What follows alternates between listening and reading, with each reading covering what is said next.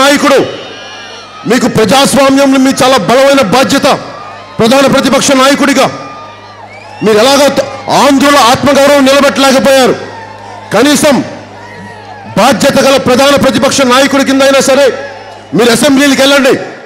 మేము రోడ్ల మీద ఒక ఎమ్మెల్యే ఒక ఎంపీ లేని నేనే ఇన్ని ప్రజా సమస్యల్ని బయటికి తీసుకొచ్చి ఒక్కొక్క సమస్యకి పరిష్కారం ఇవ్వగలుగుతున్నప్పుడు మీరు ఒక ప్రధాన ప్రతిపక్ష పాత్ర వహిస్తూ మీరు అసెంబ్లీకి వెళ్లకుండా పారిపోతే ప్రజలకి మీరు ఏమి న్యాయం చేయగలరు? మీరు కూర్చోబెట్టి ఓదార్పు యాత్రలను చూస్తూ కూర్చుంటే ఎట్లా? మీ బాధ్యత, మీకు ప్రజలు ఓట్లు వేసింది, మీరు అసెంబ్లీకి వెళ్ళి నిలబడాలి. ముఖ్యమంత్రి నారా చంద్రబాబు నాయుడు గారిని నిలదీయాల్సిన బాధ్యత మీకు ప్రజలు ఇచ్చారు. దానిని మీరు మర్చిపోకండి.